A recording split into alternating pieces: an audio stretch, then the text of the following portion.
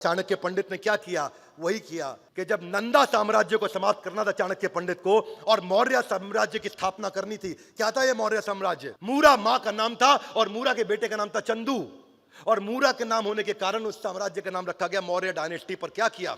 सेना नहीं थी, सेना नहीं थी।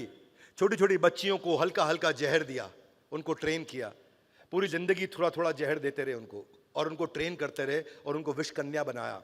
और ऐसी राजाओं के पास में जब वो रात्रि में उनका चुंबन लेने जाती थी और वो विष कन्या अपने चुंबन से उनका वध करके आ जाती थी, तो उन्होंने हमेशा इन कमजोरियों को देखा। अगर अपनी ताकत और अपनी कमजोरी, कॉम्पिटिटर की ताकत और कॉम्पिटिटर की कमजोरी, बस ये दो बातें समझ गए तो 100 बार भी युद्ध में उतर जाना, 100 के 100 बार आपकी जीत होगी।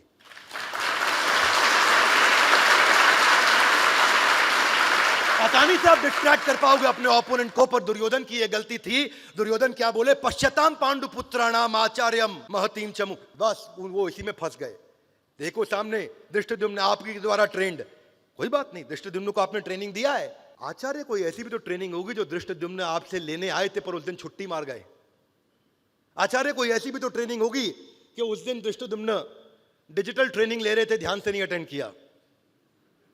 आचार्य कुछ तो ऐसा बचा होगा धृष्टद्युम्न के जीवन में जो उसको नहीं मालूम, वो हमको बता दीजिए।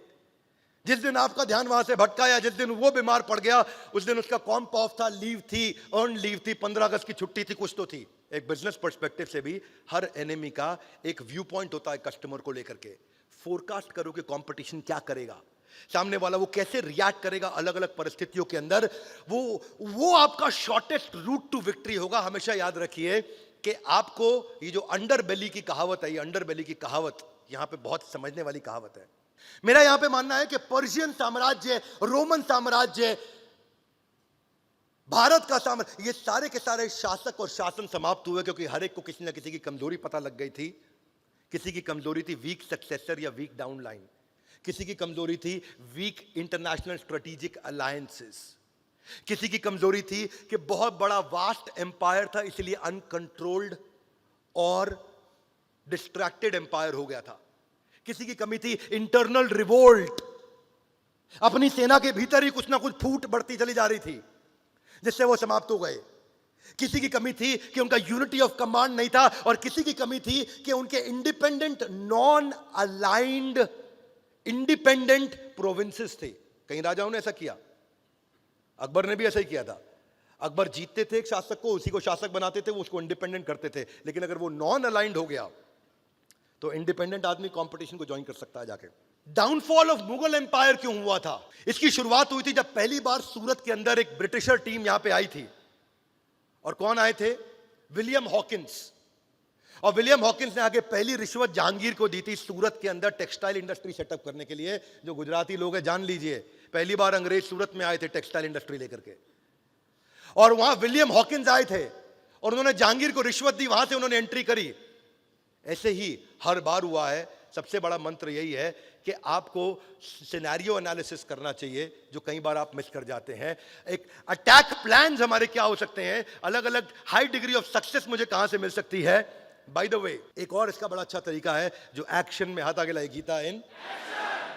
आपको कंपटीशन को पहचानना है तो उनके रिव्यूज देखने चले जाओ, उनके मोबाइल ऐप स्टोर पे चले जाओ, उनके फेसबुक पे चले जाओ, उनके रिव्यूज जाकर के देखो कि रिव्यूज में कौन सी अच्छी चीज है जो बार बार छूट रही है और कौन सी बुरी चीज है जो बार बार दिख रही है। One more time, come on.